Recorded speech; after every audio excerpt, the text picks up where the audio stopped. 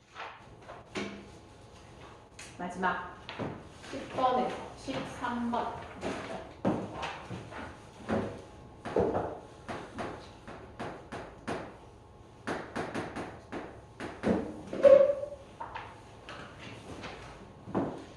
자, 10번에서 13번은 그래도 조금 짧지. 10번 윗글을 읽은 방법. 이것도 뭐 어렵지 않게 파악할 수 있는 부분이고 11번 내용 일치, 12번 잠재 표현에 대한 설명. 대신 얘네 이제 13번 이런 문제가 또 어렵지. 그럼 이러한 것들은 그림이 나오는 거기 때문에 그냥 가에서 나 있고 A 단계 있구나. 그리고 밑에 이미지가 사진들이 그림인지 사진인지 뭐 세 가지가 나오네. 뭐 이런 것과 관련이 있겠다 정도 파악하고 이 문단부터 가보겠습니다.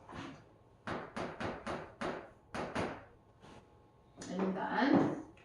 문장이나 영상, 음성을 만들어내는 인공지능 생성 모델 중에서 확산 모델은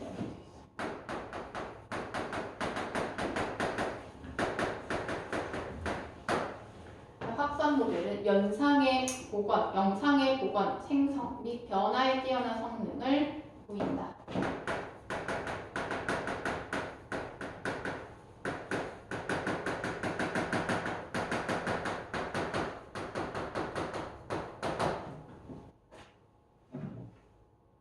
연판이네. 자, 확산 모델의 기본 발상은 원본 이미지에 노이즈를 점진적으로 추가한다. 원본에다가 노이즈를 추가한대. 그럼 읽으면서 노이즈가 뭐야? 하는 건 뒤에 설명해줘. 자, 그 노이즈를 다시 제거해 나가면서 원본 이미지를 복원할 수가 있다. 그럼 마이너스. 그치? 이렇게 하면 또 복원도 가능하대. 자, 그럼 노이즈는 불필요하거나 원하지 않는 값을 얘기를 한다. 라고 되어 있어, 노이즈.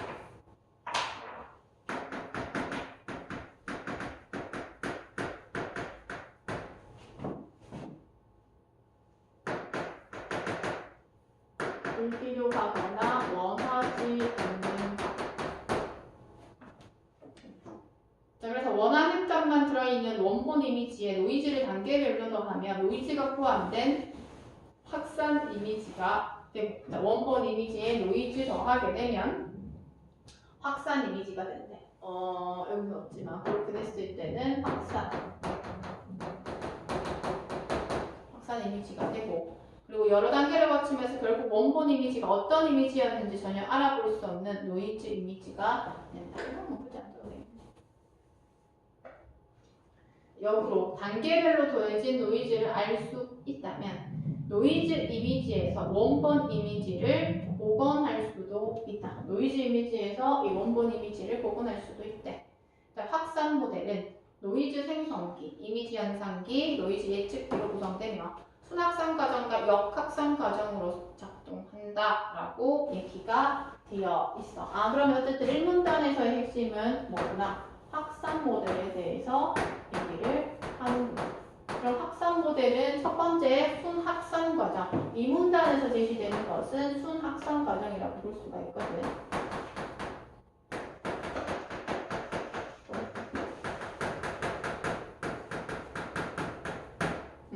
이 확산 모델 과정의 첫 번째 유형. 순확산 과정은 이미지에 노이즈를 추가하면서 노이즈 예측기를 합습시키는 이미지에 노이즈를 더한다. 그지? 노이즈를 추가해서 노이즈 예측기를 학습.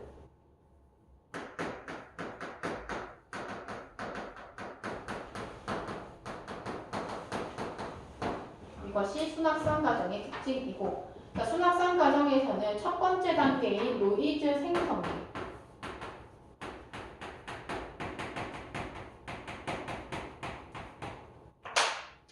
노이즈 생성기에서는 노이즈를 만든 후라고 되어 있다. 여기서 노이즈 만들고, 그 다음 이미지 연산기가 라고 되어 있어. 이미지 연산기.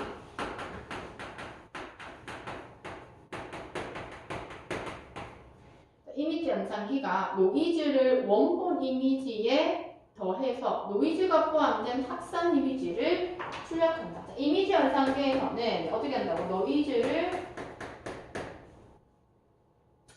원본 이미지에 더해가지고 결과적으로는 확산 이미지를 출력.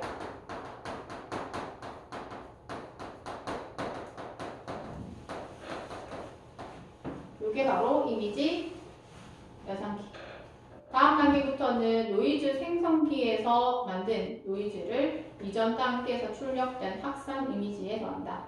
이러한 단계를 충분히 반복하면 최종적으로 노이즈 이미지가 출력이 되고 이때 더해지는 노이즈는 크기나 분포, 양상, 그 특성이 단계별로 다르다라고 돼요. 크기나 분포에 따라서 달라진다 라고 하는 것으로도 파악할 수가 있겠네. 자, 따라서 노이즈 예측기는 세 번째야.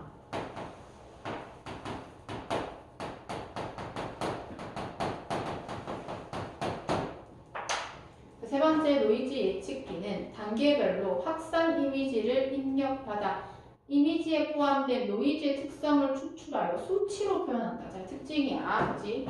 확산 이미지를 입력받아서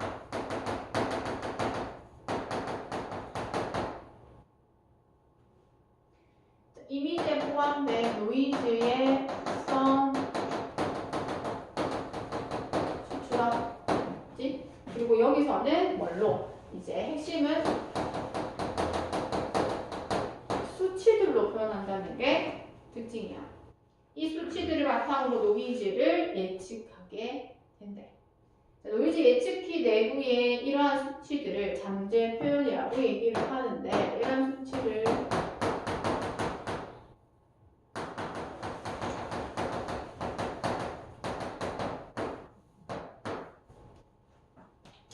노이즈 예측기는 잠재 표현을 구하고 노이즈를 예측하는 방식을 학습한다 라고 되어 있어. 잠재 표현을 구하고 뭐 한다고?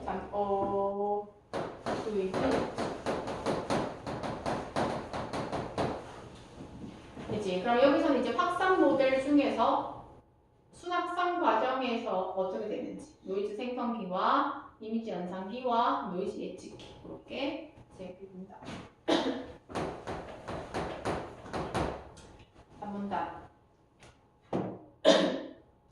노이즈 예측기 학습 방법은 기계 학습 중에서 지도 학습에 해당한다 라고 되어 있죠. 노이즈 예측기 계속해서 얘기하는 지도 학습.